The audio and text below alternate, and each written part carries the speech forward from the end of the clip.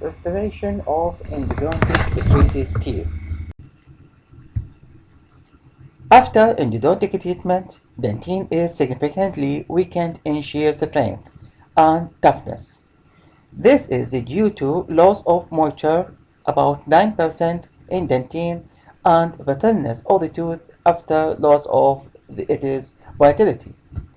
Restoring a tooth after endodontic treatment needs to conserve as much remaining tooth structure as possible. Posterior teeth should be restored with restorations that cover and protect the occlusal surface of the tooth. As only crown coverage of the teeth is only indicated when the tooth has multiple large restorations or it has lost a great amount of tooth structure. Types of treatment according to tooth loss. Number 1. Direct composite restorations. When a minimum amount of coronal tooth structure has been lost after endodontic therapy, a direct resin composite restoration can be done. Composites have a compression strength of about 280 megapascal, and the young modulus of composite resin is generally about 10 to 16 gigapascal, which is close to that of dentine. Number 2.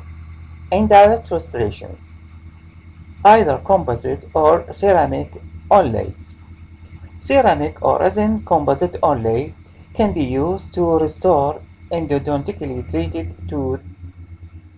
Endocrowns combine the post in the canal, the core, and the crown in one component.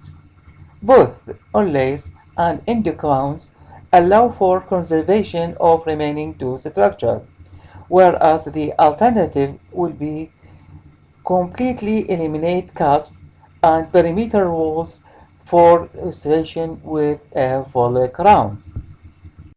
Onlays are constructed in the laboratory from either hybrid resin composite or ceramic, onlay or overlays or endocrowns can also be fabricated from resin composite processed in laboratory using various combinations of the light, pressure, and vacuum. These fabrication techniques may increase the conversion rate of polymer and consequently the mechanical properties of the restorative material. For the crown, when a significant amount of coronal tooth structure has been lost by caries, restorative procedures, and endodontic treatment, a full crown may be the restoration of choice. The crown can be directly built on the remaining coronal structure, which has been prepared.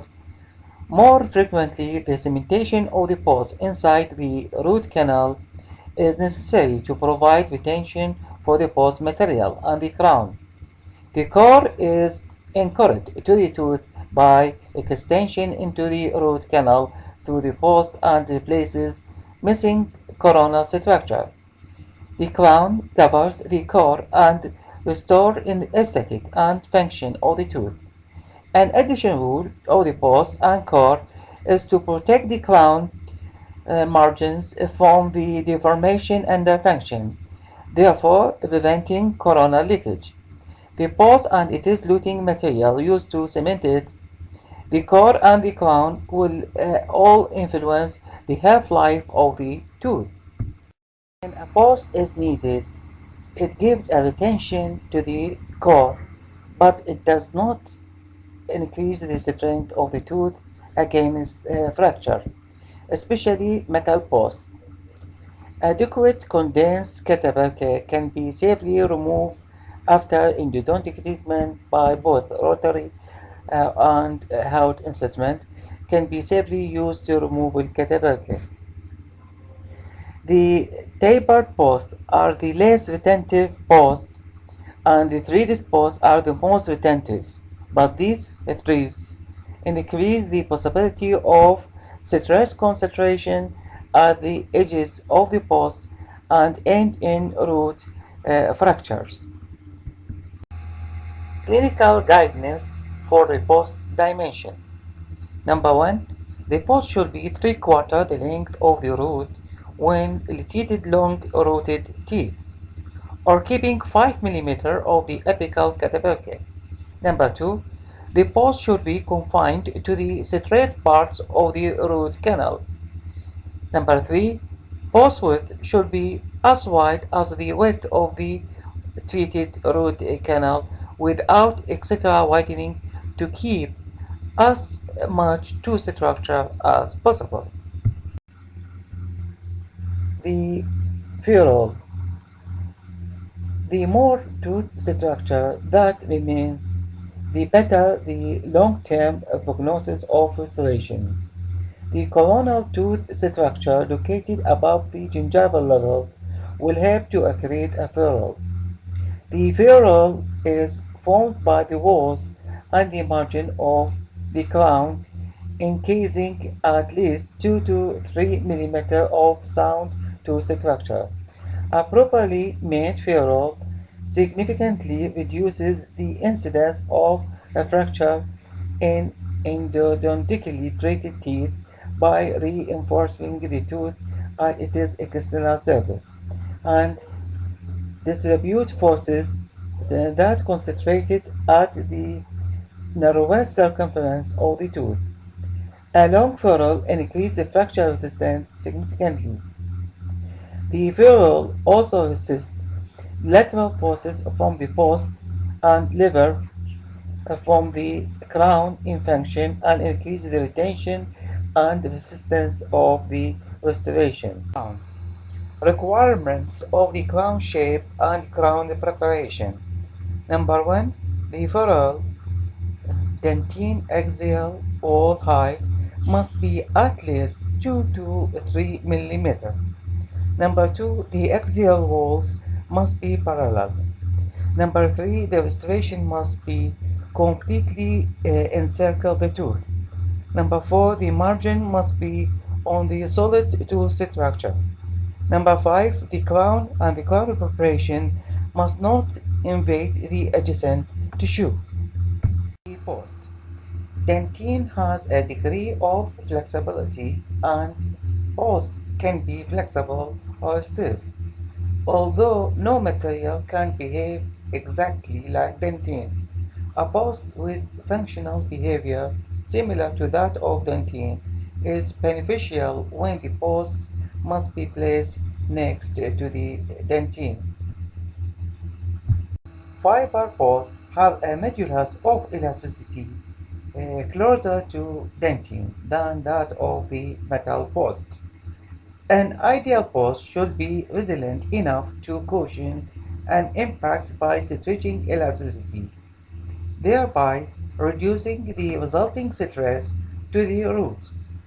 It will then return to normal without permanent distortion. Therefore, the perfect post will combine the ideal degree of flexibility and strength in a narrow diameter structure. Classification of the posts. The post may be either custom-made posts made from gold or base metal alloy or a prefabricated post. The prefabricated post may be from metal, either gold, stainless steel, or titanium post, or carbon fiber, or a glass fiber, or quartz, or zirconium. Should provide as many of the following clinical features as possible. Number 1. Maximum protection of the root from fracture. Number 2. Maximum retention within the root. Number 3. Maximum retention of the core and the crown. Number 4. Maximum protection of the crown margin seal from coronal leakage. Number 5. Pleasing aesthetics when indicated. Number 6. High radiographic visibility. Number 7. Biocompatibility. The procedure for post-space preparation and post-placement. Number 1. Take on X-ray to evaluate the condition, length, and width of the tooth. Number two, preserve as much as possible of tooth structure coronally, but at the same time offer easy access of the piezo drill to the root canal. Number three, the cataperque is removed by the piezo drill with a minimum tooth structure removal as possible. Number four, the suitable size post should be placed to fit the space in the root canal. Number five, the post is cemented in the root canal with a luting agent like a composite luting cement or a glass ionomer cement in the root canal. Number six, the core is built up with a suitable material as composite or amalgam. Thank you for your nice listening. And if you have any question, you can ask in our classroom in internet. Thank you.